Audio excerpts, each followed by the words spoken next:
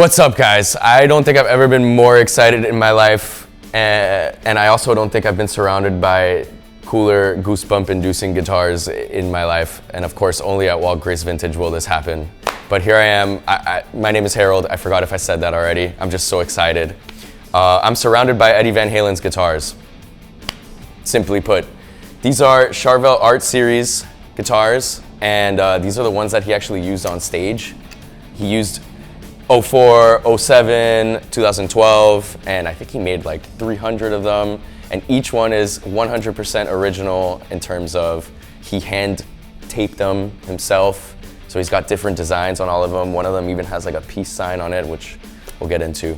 And yeah, each one just has their exact unique thing that makes it that one-of-a-kind guitar. And I'm so excited that we have them here at Walt Grace. It's really crazy, honestly. So you're probably wondering why I'm actually playing this custom shop Frankenstrat and not one of Eddie's actual guitars. And it's because he was actually, according to the auction house, the last person to play them. So I'm not even gonna mess with that at all, leave them exactly how they are. But I do get to play this Frankenstrat, which is from the custom shop. Chip Ellis built it, as many of you may know. I believe they're from 2007. Comes with the case, comes with the picks, it comes with all the case candy in there. There's actually a matchbook. There's a Van Halen matchbook in there too, which upon further inspection I found, which is really cool too. I don't know where that's from. But obviously it's a Frankenstrat, it's an exact replica. It sounds just like it, as we're about to find out. And I'm just so excited to show these all to you right now. And a little nervous, but we'll be fine. We'll get there together. So I want to start with this one because it's from 2004, and that's the first tour concert I ever went to in my life, was Van Halen in 2004, still with Sammy Hagar. So this one's pretty exciting for me personally. I did not go to Grand Rapids, which is where this one is from, Grand Rapids, Michigan, July 9th. You can see it's just a classic black and yellow, but what's funny about the 04 ones, if you're following kind of the art series thing, is you can tell his designs are a little more erratic on these 2004 guitars, which, you know, there's probably reasons why. But this one is a pretty classic black and yellow Bumblebee, and obviously it's where it all started for me. So this one immediately gave me goosebumps as I opened the case and looked at it. Next we have the black and white, which tends to be my favorite. I tend to like the black and white 78 style ones. Pretty minimal, but you can tell he took a big strip of tape and he got pretty creative with it. This one's from Washington, D.C., November 1st, 2007. Great tour. I didn't get to go to that one because I got grounded, which sucks, but you know, it happens. Stay in school. And then after that, we have another 2007 from Indianapolis. This one's a red, black, and white guitar. And the cool thing about this one is he started messing around with stickers and stuff like that, apparently, because it's got a big peace sign. I've never seen that on a Van Halen guitar before, so this is, you know, makes it even more one of a kind. Next we have one from 2012, and I mean, this is just a small detail, but you can tell that he's signing it in gold Sharpie. So, I mean, comparatively, there's only one other one, and it's also a 2012, and it's gold Sharpie. So I guess he liked gold Sharpies in 2012. Kind of cool. And this one's black and white. Sorry, white on black. However you want to call it. More black than white for this one, which is crazy. I mean, it's not a design that he had on his original guitars, so it's cool that he kind of changed it up. And it has a pick guard. It's more 78 style. What's really cool also is that this one actually has the screw eyes on it. And if you can tell, you know, most of them have just the regular strap buttons, which is interesting to me. I wonder why he kind of decided to do strap buttons versus hooks. You'll see in the pictures too that that's actually what he used, of course. I'll mention that these all come with pictures of him playing it as well. They all have the COA, of course, original cases for them, all the good stuff, all the case candy. This black and white one actually has an original strap as well, which, I mean, come on. That's just crazy to me. Like, moving on, we have this Detroit one. The Detroit one is interesting because there's actually fan pictures as well. The guy who bought this guitar actually was at the show, and I guess he kind of caught wind of what was happening, so he made sure he got some front row pictures. And you know, it's a little extra special in that regard. There's some fan love in there, and besides the fact that this is a totally yellow one with the black stripes, that's just unheard of for Van Halen guitars. It's usually, you know, black with the yellow, the original Bumblebee one. So this is kind of out there and nice, and classic stripe design on this one. 2007, where'd he play it? In Detroit. I heard he played this one also for a couple more songs. Usually he just kind of did 07, I guess it would be like I'll Wait or something like that, because it's in standard tuning usually that he would do it. But I heard that he used this for even more songs, so I wonder, I guess you guys at home could check the set list and see exactly what he played on them. And then this one, I would say, is my favorite one. It's from Edmonton, Alberta. He played it in May 11th, 2012.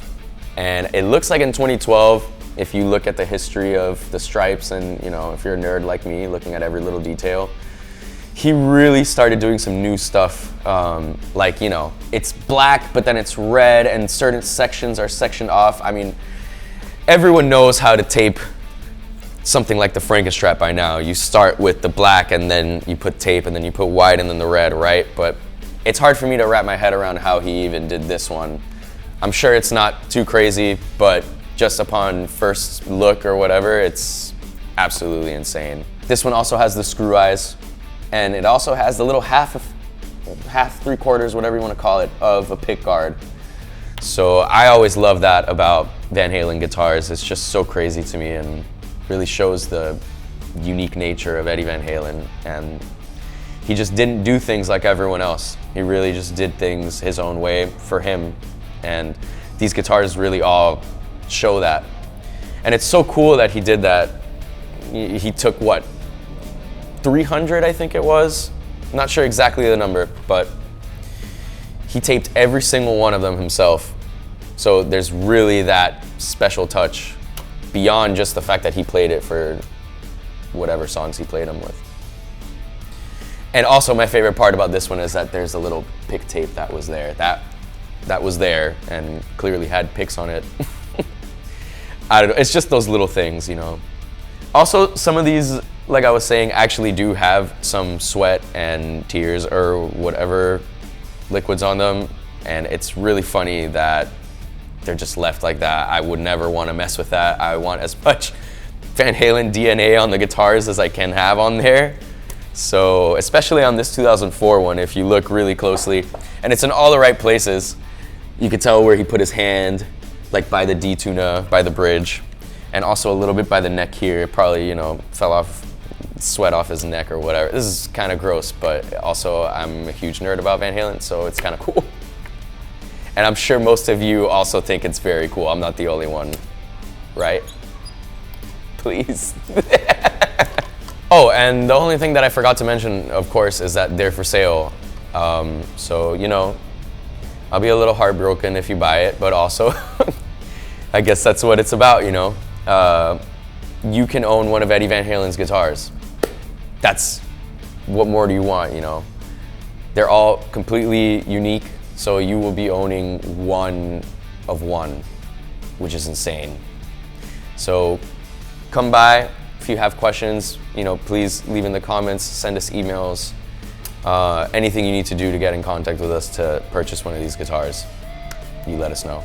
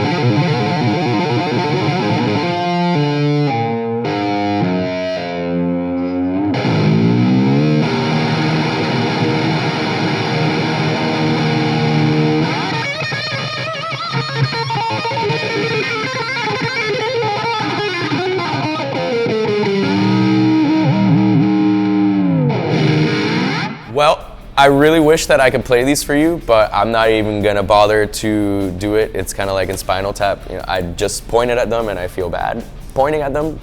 But look at them yourself, and if you're in town in Miami, come by Walt Grace Vintage, see them for yourself. It's gonna be quite a display, and I'm gonna spend as much time and get as close as I possibly can to them at all times. And I hope you enjoyed this video, and like, share, subscribe. Please send this to everyone, spread the word, because there's really not a collection like this anywhere. So it's really cool that Walt Grace has this all. And thank you for watching.